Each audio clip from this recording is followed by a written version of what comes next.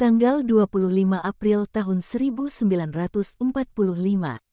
Yesus berkata kepada orang-orang Samaria di Sychar, "Sebelum meninggalkan kalian, sebab ada padaku anak-anak lain untuk diinjili, aku hendak menunjukkan kepada kalian jalan-jalan pengharapan yang bercahaya, dan aku menempatkan kalian pada jalan-jalan itu dengan berkata kepada kalian, kalian dapat pergi dengan aman sebab tujuannya pasti. Pada hari ini aku tidak akan mengutip Yehezkiel Agung. Aku akan mengutip murid kesayangan Yeremia, seorang nabi besar. Baruh berbicara untuk kalian. Oh, ia sungguh membawa jiwa-jiwa kalian dan berbicara atas nama mereka semua di hadapan Allah Maha Mulia yang di surga. Jiwa-jiwa kalian, yang aku maksudkan bukan hanya jiwa-jiwa orang Samaria, tapi segenap jiwa-jiwa kalian, wahai keluarga-keluarga dari bangsa pilihan yang telah jatuh ke dalam berbagai macam ragam dosa, dan ia membawa juga jiwa-jiwa kalian, wahai orang-orang non-Yahudi, yang merasa bahwa ada Allah yang tak dikenal di antara banyak dewa yang kalian sembah, Allah yang oleh jiwamu dipandang sebagai satu-satunya Allah yang benar dan yang oleh kebebalan kalian dihindarkan dari mencari dan mengenalnya. Seperti yang dikehendaki jiwa kalian. Setidaknya suatu hukum moral telah diberikan kepada kalian, wahai orang-orang non-Yahudi dan para penyembah berhala, sebab kalian manusia, dan manusia memiliki dalam dirinya suatu esensi yang berasal dari Allah, dan namanya adalah Roh, yang selalu berbicara dan menasehatkan keluhuran dan mendorong pada hal-hal yang kudus dalam hidup. Dan kalian telah membelenggunya untuk menjadi budak dari daging kalian yang jahat, dengan melanggar hukum moral manusia yang kalian miliki.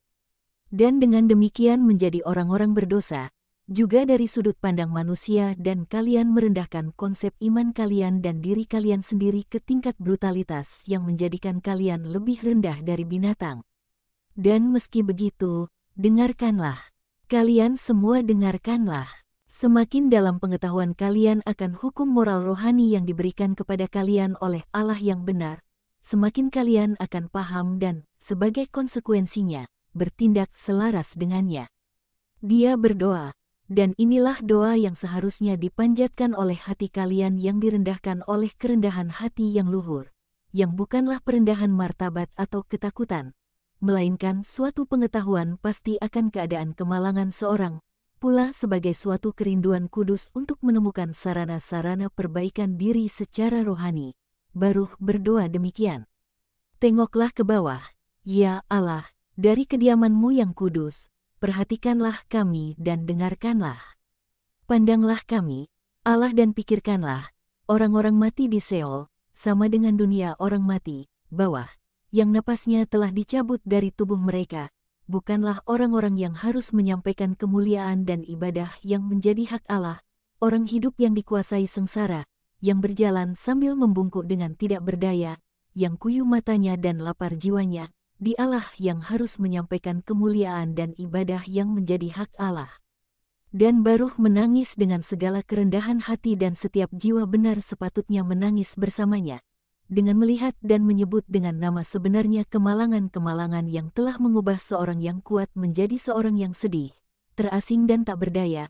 Kami tidak mendengarkan suara-Mu, maka telah Kau penuhi firman-Mu yang telah Kau firmankan dengan perantaraan hamba-Mu, para nabi. Tulang-tulang para raja kami dan tulang-tulang nenek moyang kami telah dilemparkan dari kubur mereka.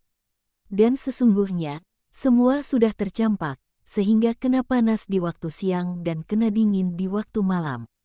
Orang-orang sudah mati dengan derita yang hebat, karena kelaparan, pedang dan wabah sampar. Rumah yang atasnya nama-Mu telah disebut itu telah Kau jadikan sebagaimana sekarang keadaannya, oleh sebab kejahatan kaum Israel dan Yehuda. Oh, anak-anak Bapa, janganlah berkata, baik bait Allah milik kami maupun milik kalian telah dibangun kembali dan indah. Tidak, sebatang pohon yang terbelah oleh halilintar dari puncak hingga ke akar-akarnya tidak akan dapat bertahan. Mungkin dia sekedar hidup dengan suatu cara menyedihkan melalui suatu upaya untuk hidup lewat tunas-tunas yang muncul dari akarnya, yang enggan untuk mati, tapi dia akan menjadi belukar yang mandul, tidak akan menjadi sebatang pohon yang sehat kembali, yang syarat dengan buah-buah manis nan lezat.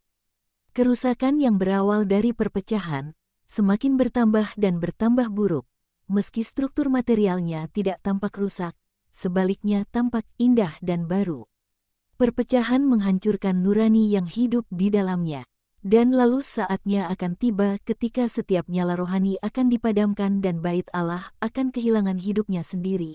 Bait Allah, sebuah altar dari logam mulia, yang hanya dapat hidup jika terus-menerus diharumi oleh kehangatan iman dan cinta kasih para pelayannya, dan sebab dingin, suram, cemar, penuh mayat-mayat, dia akan menjadi kebusukan di atas mana burung-burung gagak dari luar dan banjir hukuman ilahi akan menyerbu guna memusnahkannya sama sekali. Berdoalah, anak-anak Israel, menangislah bersamaku, juru selamat kalian. Kiranya suaraku menopang suara kalian dan membubung sampai ke tahta Allah, sebab memang dapat demikian. Barang siapa berdoa bersama Kristus, Putra Bapa, akan didengarkan oleh Allah, Bapa dari Sang Putra.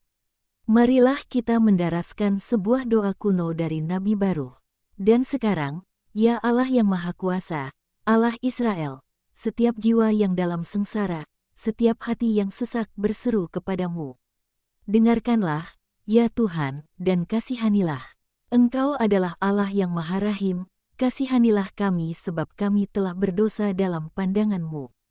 Engkau bertakhta untuk selamanya, dan haruskah kami jatuh binasa terus-menerus?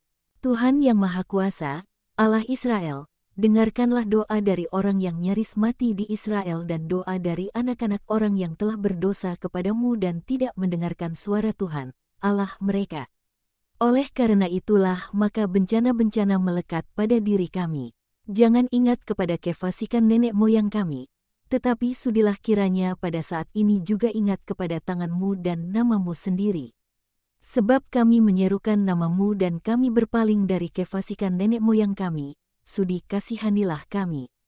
Berdoalah demikian dan bertobatlah dengan sungguh, dengan kembali kepada kebijaksanaan sejati, yang adalah kebijaksanaan Allah, yang dapat ditemukan dalam kitab perintah-perintah Allah dan dalam hukum yang berlaku untuk selamanya, dan yang aku, Mesias Allah, sekarang telah datang untuk membawakannya bagi orang-orang malang dunia dalam bentuknya yang sederhana dan tak dapat berubah, dengan memaklumkan kepada mereka Injil dari masa penebusan, pengampunan, kasih, damai.